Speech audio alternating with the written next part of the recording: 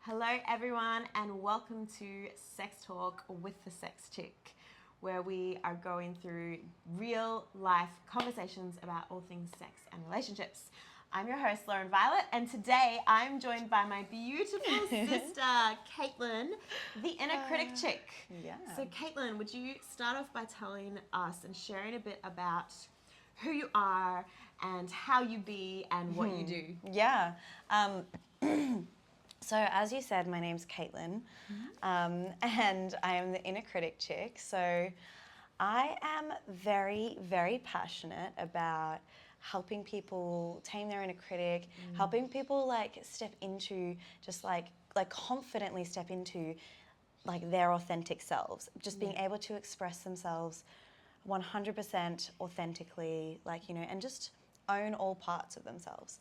So that's something that I'm really passionate about, and that's because that's been my journey and the journey that I'm still on to this day. And Unreal. yeah, and I'm just trying to think. I mean, who am I? Is such a tough question. I think there's lots to that.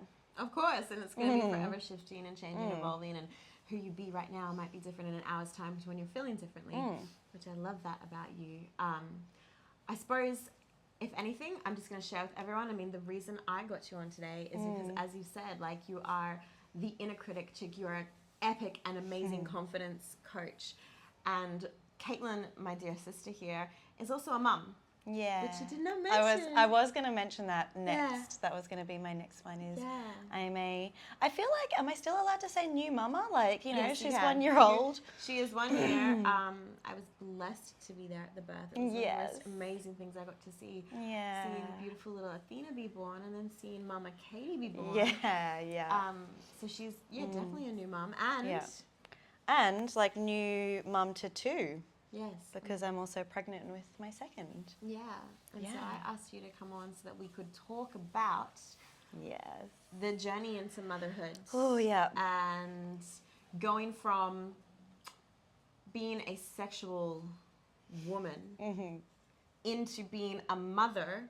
And the reason Caitlin's perfect to talk about this is because, like she said, she's new. She is a new mom, and this is the journey she's just been on through the last year, going from sexual woman and divine sexual woman, because I had the privilege of seeing you actually drop into that before you created Athena. Yes. So divine sexual woman into mother, and then the process of integrating the two together. Yes, which I think which is a really juicy conversation. Yes, and there's so much on that, where as well your own area of expertise as confidence and inner critic ties into it. Yeah, so, definitely. So thank you for joining, and let's start off with, I mean, how was your journey from single, as in solo? She wasn't single, she has a beautiful partner.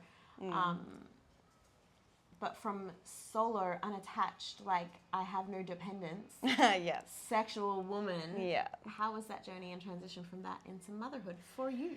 Yeah, for me, I have to actually say, and I know that my journey might not be a common one, I guess. Well, I mean, everyone's is unique. Yeah, exactly.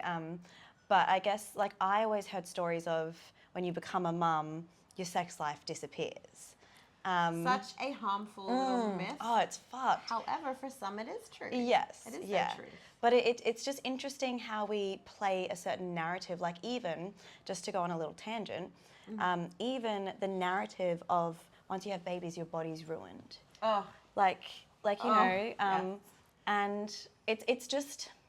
There's lots of narratives around becoming a mum. Yeah. And what I loved about stepping into mamahood where I was is that I had awareness and I was able to recognize these narratives. So I actually had a really beautiful experience of transitioning from maiden to mother, particularly with sex, sexuality, and sensuality. Yeah. In fact, I actually feel like I stepped more into my sensuality, within myself, after becoming a mum, because I was just in so much reverence of my body and what it had just done. Like, I was just like, literally, I was like, you know what? You can look however the fuck you want. You just grew a human and you birthed a fucking human out your vagina. Like, your pussy is a divine Yeah. portal of life. First, Yeah. she took in a creative rod, and I love that. and from that Yes. she grew another being, another soul, and then you And it's doing it again. and it's doing it again. Like, it's growing a fucking human. So you were able to then, because you had that awareness and you had that journey before becoming a mother, you were then able to actually have that reverence Yes. for your body and for the transition. And another thing is, I think as well, like having my sister be the sex chick, it was inevitable that she would, you know, help me with some of my conditioning and whatnot around sex and sexuality, and particularly, and I talk about this all the time, but particularly one of the biggest things Lauren helped me with was like communication. Yes. And normalizing just different wants and needs in the bedroom. Like, it just, it was very, very helpful. I actually remember the point too, and I think this might have been before you created Bubba, but where your orgasms, you were like, oh my God, Lauren. Yeah. Do you remember that? Yes, yeah. And it was all around communication, and first that self-communication, Yeah. being with self. So it was literally like I got to see this beautiful sister of mine divinely blossom into her sexual woman. Yeah. Which then, created this beautiful life. And I love actually that you're sharing a beautiful transition and an enjoyable one with that awareness, because, you know, mine was very different. I have 4 children. For those of you who don't know, I have 4 children, and my journey from maiden to mother was like 12 years ago. So we were teenagers, and mine was very different because I was very young and all the conditioning was running. And so, you know, I'm the contrasting, I suppose, experience of I became a mother and ran all these narratives of like self-sacrifice. Like suddenly everything was about my child. Yeah. And I was a solo mom, but everything was about this child, and it was sinful to be a sexual woman. Yes. It was sinful to be a sexual mother. And, you know, like sexual woman in particular, but then add to the be a sexual mother to it, and it was like even Dear worse. Lord, Like, So, of course, so then, you know, many years later, I was like, well, I'm going to make a program and I'm going to call it The Sexual Mother. Yeah. But that program was birthed, I suppose, and who I am today. And like you've said that you're like, oh, thank you, like I helped in your journey in any way at all. But that was all because of like what I went through, which was the opposite. Yeah. So it's great that you and I have these contrasting experiences there. And I actually would love to speak into, like you said that, for example, you had the conditioning, and it was very much like as a mama, it's all about the child, and it's very self-sacrificing. And I just want to share that I've had a beautiful experience, and in terms of transitioning into motherhood and bringing my sexuality and like all of that into motherhood with me, and exploring that as a mama, as well as like, you know, all the other parts of me. But it's definitely when you get into that mode of self-sacrificing and of burning yourself out to put everyone else first, that's when it's a struggle. Like for me, I have noticed that there are times where I've been very just low energy, because I've given and given and given and given. And so like it wasn't like, you know, sex becomes less on your radar because you're fucking exhausted, kind of thing. And I think one of the things that really helped me transition, you know, like, so I kind of wanted to speak into the fact that, like, yes, I've had a beautiful experience, and still sometimes sometimes it's still challenged. It's still human, guys. Yeah, like there's still conditioning, and I'm still moving through that conditioning on a day-to-day basis. Consistently. Like, actually, we were just talking this before. It's like we're working with it. Yes. Forever. For the rest of our lives, we are working with that conditioning, working with those patterns, working with those beliefs, where we're not trying to eradicate them, because we can't, because we're human. We're not trying to eradicate them.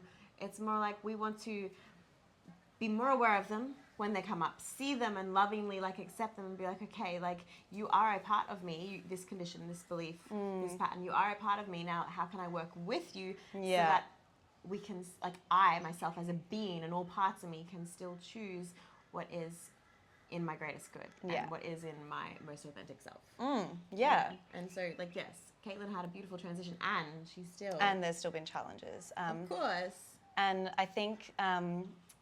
I think one of the things that really helped the transition was like my complete just like reverence for my body, which kind of, you know, that's my body is a part of me. So like that's also then reflecting this complete reverence for myself, which like was just a beautiful experience to have.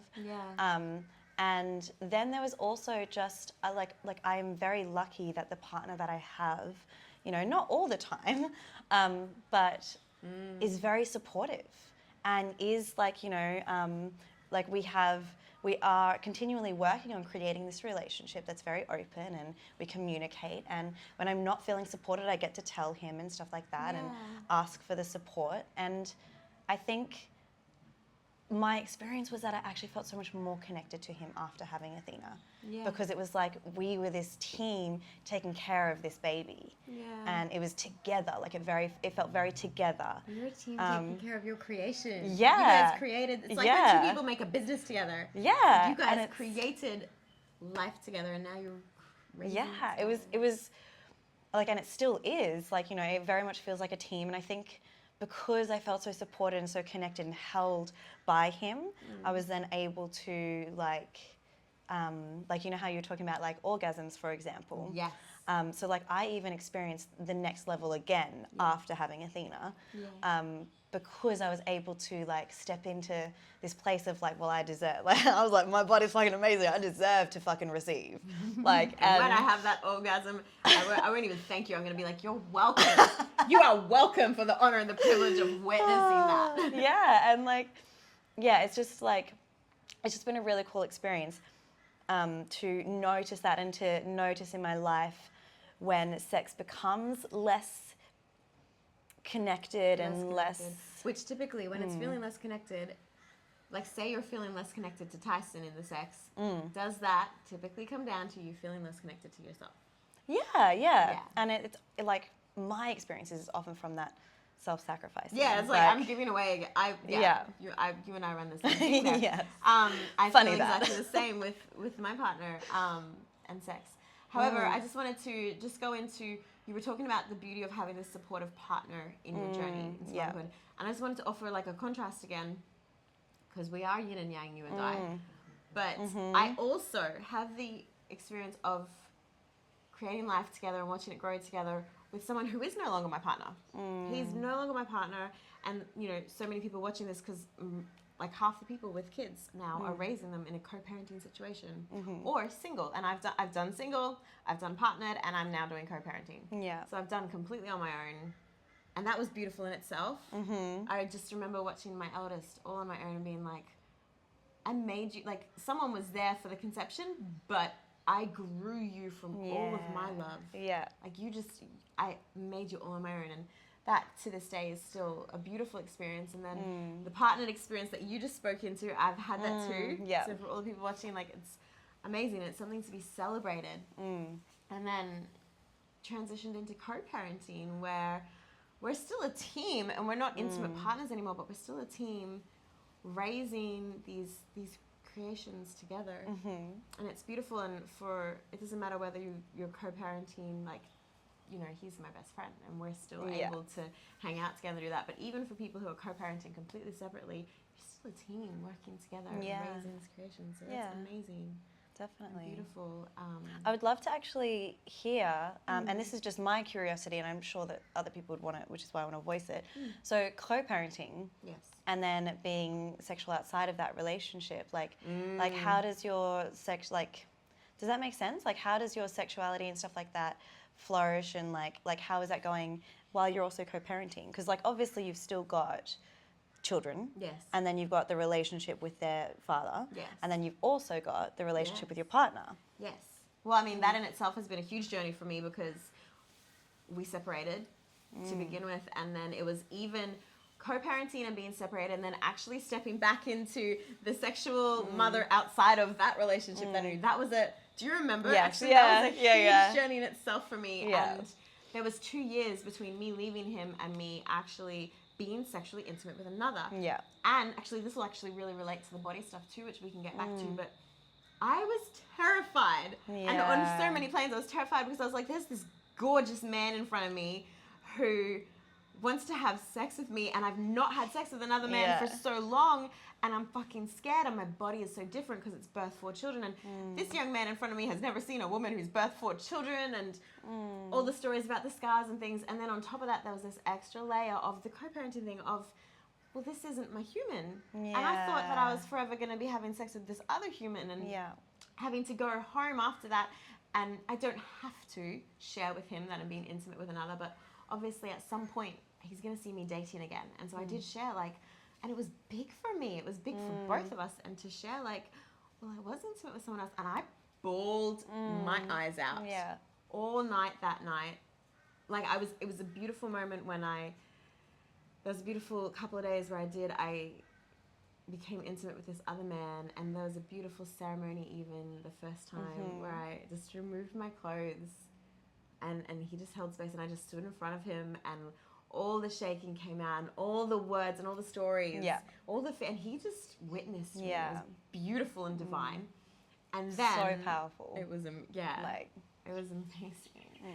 And then to 3 days later go home and tell my ex-husband. And that's when, all this shame and guilt around being sexual with another. And, you know, that was a journey and transition in itself for that co-parenting relationship. And I'm so glad I went through it, because obviously since then I open relate. I'm very polyamorous, and I've had multiple lovers. At times, actually, my ex-husband has been a lover while I'm having other lovers. And that was a journey in itself. And then I journeyed into having exclusive partners, and so speaking into being sexual with my current partner and having that relationship while you still have a co-parent who you're raising, these divine creatures who came from our sexual interactions. Speaking into what that's like I've just said, there's challenges, and for many people they do find that very challenging, because let's be honest, things like jealousy come up. Jealousy and insecurity come up for all people involved. The ex-partners can feel jealous and insecure. You yourself can feel jealous and insecure and uncomfortable of if they have new partners, or even uncomfortable of like, well, I'm kissing and making out and touching my partner in front of you. And then the new partners can have their own insecurities of like, especially for like the history kind of the thing. history of like, well, you're going and staying at this person's place, and that's you have children with them, and you're all this history. And so speaking into that, how can you still own and claim that sexual self and that sexual freedom to be with another, and to hold everyone's insecurity? Like, it starts with my ability to hold my own, which started that first time I went home and was like, I had sex with someone else, and then I broke down, and I got to sit in all my discomfort. So because I can hold all my discomfort there repeatedly again and again, I can then hold any partner's ex-news discomfort there. And that's a practice for anyone watching, is allowing the guilt and shame to be processed and felt, allowing the insecurities to be acknowledged, processed, validated. You can validate your current partner's insecurity about your co-parent's relationship. You can validate that and be like, well, of course you're going to feel insecure and threatened at times, because you're a fucking human. And when you are feeling insecure and threatened, how can I support you? Do you need reassurance? Do you need me to just sit with you? Do you need space? Do you need time? How can I support you in that? Because this is where it comes back to what you were talking about with Tyson earlier. It's a partnership. And we're growing and going through that together. And it's not about getting rid of that insecurity or eradicating it. I 100% had insecurities, especially having sex the first few times. First of all, I was insecure about, like, is my pussy still the same? Is it gonna work? Is it gonna work? And also, like just being completely, like, open and honest. We had sex quite early. Yeah, you did actually. I remember. Yeah, and So I was kind of also a bit nervous of like, is it okay to have sex yet? Yeah. Am I going to break something down there? Yeah, Like, it's already been really, really been through been a through a lot. lot. Yeah, should I be doing this? That is a common, like, most mothers watching this can relate to that. I have clients. I had one 2 weeks ago reach out with the exact same thing. Yeah. Well, I legit remember asking like my partner, like, does it feel the same? Is it looser? Like, you know, I was curious, but also like slightly insecure about like, well, I've just pushed a baby out of there. Like, Yes. Well, let's speak into that because Yeah. many women go through this. yeah, I yeah, have 4 kids. My youngest is 5, and I still to this day. Yeah. You know me. Yeah. I go and see my pelvic floor physio Yeah. once or twice a year with the exact same thing. Like, is it still working? Is she still doing good? yeah. And like, yeah. And every time it's like, yeah, 5 stars, Lauren. 5 stars, Lauren. It's like you haven't had kids. But I still, like, I hear you on that. Because, like, I still wonder that. Many women still wonder that. And then many men as well. They literally, there is a stereotype or a stigma or a assessed idea of, well, it's going to be looser because Yeah, or it's not going to be the same. Like, I remember even speaking to someone and they were like, yeah, I watched my wife give birth, or my partner, like, I can't remember. And they were like, it's like watching your favorite restaurant burn down. I hate that. I And I was hate like, that. really? No, Like, it's not. That's where, yeah, like you said, you reframed it into the fucking reverence of... Yeah. Look what my your fucking favorite pussy just restaurant did. just created a whole fucking chain of restaurants. Yeah, like yeah. but unfortunately, and again, I feel like that's one of the narratives that's quite commonly sold out there is like, your body's ruined, your pussy's fucked, it's never going to be the same. You know, like just your relationship is probably, you know, going to struggle and suffer, and it can. It's gonna be It's different, but yeah, there's not going to be sex anymore. Ain't nobody got time for that. And I get that. I get how that can happen. It's like you know, just like anyone, you know, our relationship goes through phases of having sex and phases of not having as much sex. Like, and you know what? That happened before we fucking had kids too. Like, and if someone is to experience that narrative is truth, like, they can change that. It's like, yes, you can look at it this way, and what else can you create? Yeah. Like, what else is possible? And like, does this have to be true? Like, for me, like, am I actually going to choose this narrative for myself? Yeah. Am I actually going to choose this as my truth and like what I want to, like who I want to be and how I want to be? Do you know, actually, that just made me think of the reframe idea, made me think of when you were actually giving birth. So I've given birth 4 times, and I was the one there, but I was never supporting. And then when I had the honor and the privilege of being there for yours and supporting you through that, it was the reframe of, I wasn't watching this birth. It wasn't watching a fucking restaurant burn down. I was actually like, she's a fucking goddess. And I was actually also literally, I was like, I can see how people think this is sexy. Yeah, yeah. Like, and I don't mean in like, I'm not in a way that I was like sexually aroused or turned on, but I was like, this is fucking sexy.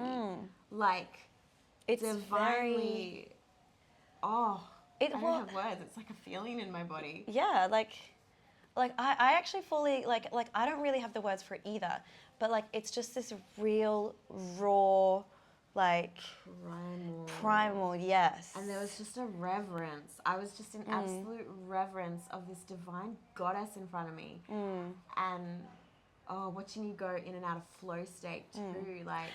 And actually, can I share that I experienced myself like that. I was like, I fucking am amazing. Like, what I just did was amazing. Like, it was, like, don't get me wrong, it was fucking hard. Yes, it was. But it was very long too. It was. But, like, at the same time, my, like, and let's be honest, like, you know, as mums, we do also forget a lot of the, I guess, like, painful parts and stuff like that. And that's why we go back and do it again. Within hours of birth, I've been there. But, like, my experience of my birth was, like, it was, like, profound. It was amazing. It was, like, like, just, like, what? Yeah. Like just incredible. And then I spoke to Tyson and I was like, what was your experience of it? So different. Yeah, and Tyson was like, oh, like, you know, it was actually really, like, really intense. It was really, like, hard to see you going through that, and blah, blah, blah. He's like, don't get me wrong, it was beautiful, like, you know, when Athena came and whatnot, but it was really, really hard. Yes. And I remember at first being taken aback by that because I was like, oh, you didn't experience it like me. No, of course Is my you experience didn't, wrong? No. Like, you know, like that kind of stuff. And so Yeah. I guess I want to speak into that because everyone's going to have different experiences and everyone's going to have different narratives as well. This is why I kind of went there, is like, you get to choose the narrative. And so I could choose to then be like, oh, well, maybe it wasn't as magical as I thought it was. Or I could be like, okay, well, that was Tyson's experience. Mine was something else. Mine was like, whoa. And like on top of that reframe, right? Think about back to when you were 16 watching me give birth. You literally said the same thing. You were like, you cried. And you were like, it was bawling. hard to watch you go through that. Yeah. Whereas then for me to watch you go through it when I'm on the other side was fucking different again, where I was like, oh my fucking God, this is divine and sexy as fuck. Like all different experiences and all involving different preconceptions and reframes. Yes. And also kind of, I just had it pop into my head. It's also kind of a really beautiful reflection of our relationship to pain. Yeah. Like, because giving birth, like, because I gave birth naturally, like a vaginal birth, giving birth, like, is hard and it's painful, like, you know. And the sensation of pain is very intense. Yeah, like, it's, and, like, I don't even like to use the word painful, but it's just, it's a pretty intense experience. And... Pretty. Yeah, just a bit. Where was I going with that? My pussy just went... Because as you were talking about it, I'm done. I thought of the stitching up afterwards and she went... Yeah. That's probably one of the worst parts. Intense, painful. But where was I going? Oh, yes. And so, like... Our relationship to pain. Yeah, so my relationship to pain back when I was fucking 16, when you gave birth to Avita, was... Like I would have had a very different relationship to pain, and so watching my sister in pain was triggering me, kind of thing. Whereas, you know, and then Lauren... And I've always had a different relationship to pain than you. Yes. I'm completely, I will own, I'm masochistic. I've always had this little part of me that's like, it's gonna hurt, do it. And so but and then even noticing my experience of my own, you know, like birth, whatever you want to call it, like noticing that shift of like, yes, I experienced pain and it was fucking beautiful. Yeah. Like, you know. It was like, so for me, it was like a plant medicine journey to witness, because I was just celebrating each contraction. Was like, yes, like the pain intensifying was like fucking celebration. It was amazing. And I want to loop back to, speaking of like the relationship that we have to these things and the reframes and the way our experience changes, I want to loop back to like the relationship we have to our pussy and the relationship we have to our body. And purely because so many mamas watching this are running that story of like, well, is my pussy different? Yeah. And it's looking different. And my body's then our body, different. like, because I went through that process of, oh my God, this man that I was about to have sex with has never seen, like, we were both 28 or something, 20, like it was a couple of years ago. I was like, he's the same age as me, but he's never seen a woman who's had 4 kids. And I was thinking of the scars, the stretch marks, the saggy boobs. Because I breastfed 4 children. And like, you breastfed. Oh like, my God. They were well-fed babies. They were. And the way that we changed that relationship. So like, from me to be there so many years ago to where I am today, where I do adult content creation, and I work sometimes as a model, and I'm as a lingerie model or a nude model. I have done so much nude modeling and a fitness model up on stage, like and with every photographer, I'm like, don't edit out my scars, don't edit out my stretch marks, and don't get me wrong, like I want to really acknowledge that it still comes up for me. Yeah. Especially when I'm at a shoot with other women and I'm looking at their like smooth skin and I'm like, oh, I'm over here with like fucking. Yeah. I have like, actually it's really cool. Kind of looks like the tree of life roots, but it's all over me. And it still comes up, but my relationship to it is different because I'm able to like hold, like I said earlier, like hold that insecurity. Hold or yourself. if I start questioning my pussy and I'm like asking my partner, I'm like, does it feel good? Does it feel nice? Like I can hold that insecurity, and the relationship to it is then different because I can hold it, acknowledge it, and then still reframe and choose a different way, which is, well, yeah, I do have all those stretch marks and all those scars and saggy boobs. Yeah. And that's okay. Yes, yeah. I think it's coming to that place of acceptance, which we were kind of talking about earlier. And like, you've really, like, you've got the choice. Like, you know, you can choose to come to that place of acceptance, or you can choose to fight. And one thing that I think is really strong in like the fucking motherhood journey is bounce back culture. And this comparison of like, you know, say like, this person doesn't have stretch marks, but I do, like you know, that kind of They stuff. bounced back. Yes, like they bounce back. It's almost like the polar opposite of bouncing back to the body you had before, Yes. or your body's completely ruined. They're like two kind of extremes. And then there's like, you know, there's even phrases out there like mum bod. You know, and that is actually like, I guess, directed at the people who are carrying a bit more weight maybe after having children. And it's like this expectation almost, and I see this everywhere because so many people have said to me, oh my God, you don't look like you've had children. I hear that all the time. Like, or, you look really good for 4 kids. And I'm like, excuse me. Yes, like. Take out the 4 kids. Yes, because. How about I just look nice? Yeah, like, you know, mum bod, there is no such fucking thing. No. Mum bod is a person who's given birth. It's just their body, and it's their the body. Yeah. Like, you know, and everyone's body is going to respond differently, and there's no wrong or right. Like, you know, and I think this bounce back culture is so toxic in that it creates extra stress for mums after having given birth to then get straight back into, I gotta lose weight, I gotta tone up, I've gotta any particular way. Yeah. Like, when I have clients come to me and they're like, oh, I want to look the way I did before and I want to feel the way I did before, and I'm like, well, my love, I'm like, you're not who you were before. Yeah. It's like you're literally saying you want to go backwards in your growth journey through life. This is where, like I said, we go from sexual woman to mother, and then it's not going back again, it's integrating the two. So we go from the body I had before to the body that has now carried a child and actually building a new relationship with it. So it's not I want to go back to what I was before, but I want to build a relationship to the body I have now, because each time we have a child, it's a different fucking body. Yeah.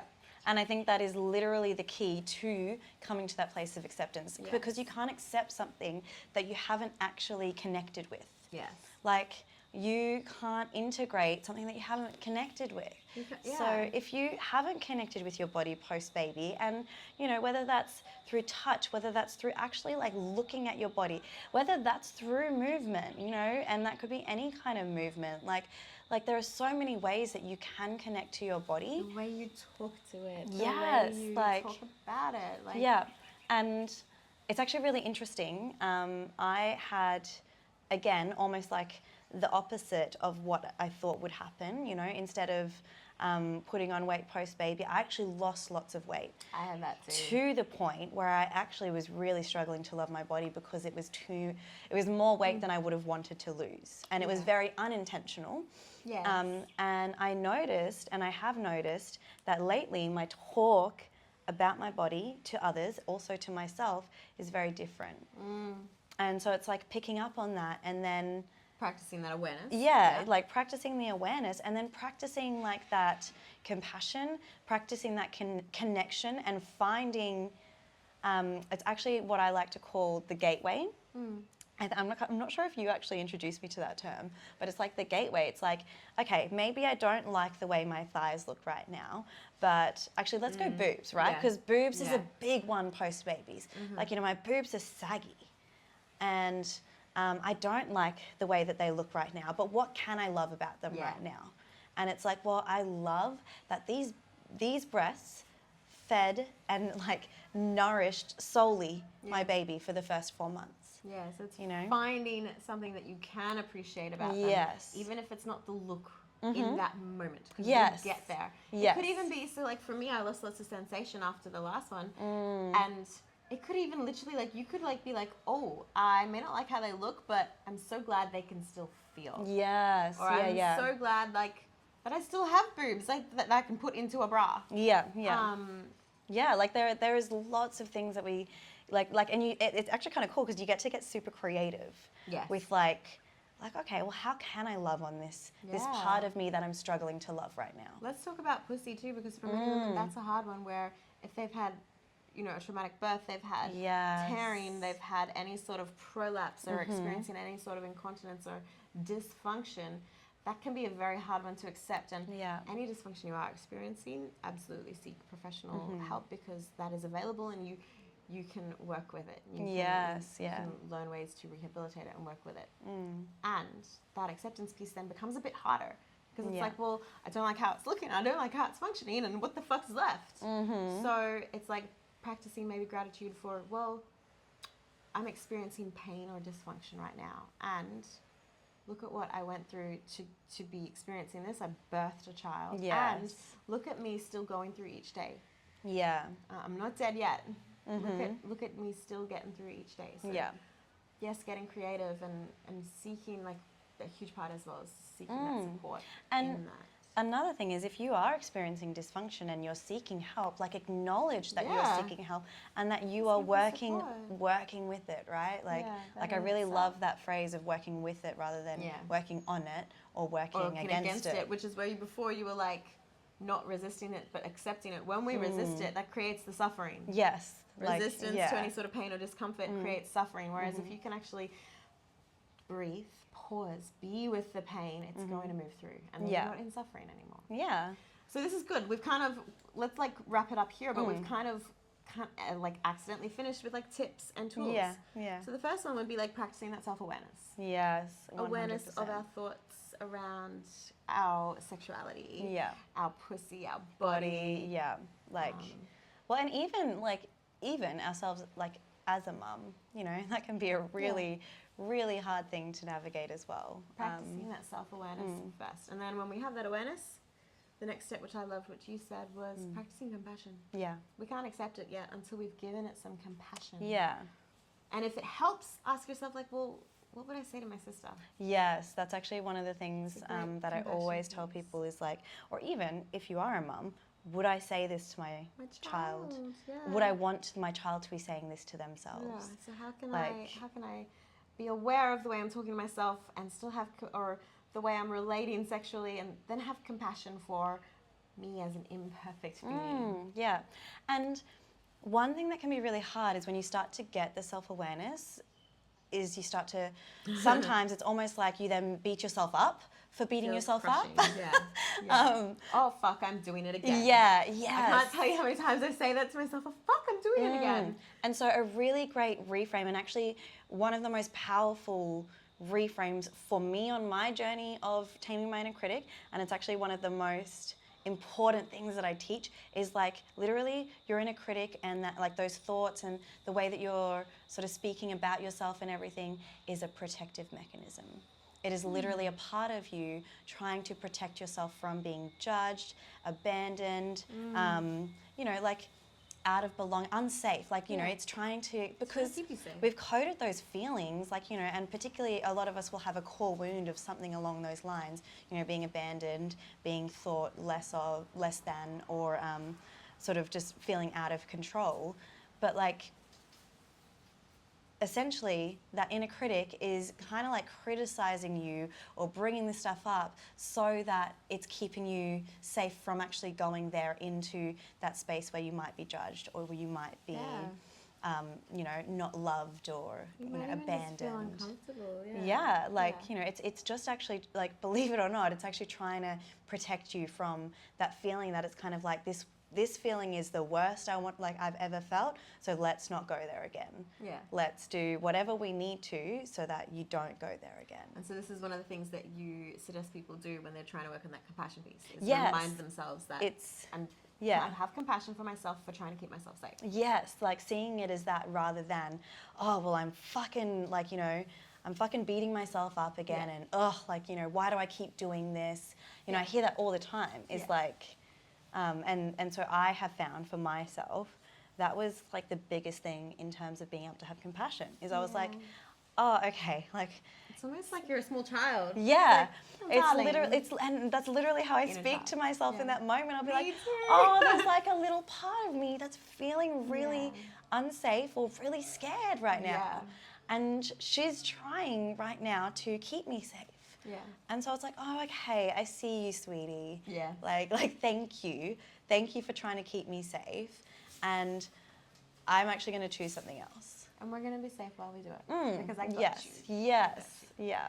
Yeah, and then so from there, from after self-awareness, self-compassion, then the acceptance starts to come in, and then we can do those practices like you kind of mentioned, which was connection to self. It could be through touch, movement, self-talk, even just looking in the mirror and reaching out for support. Yes, yeah, 100%.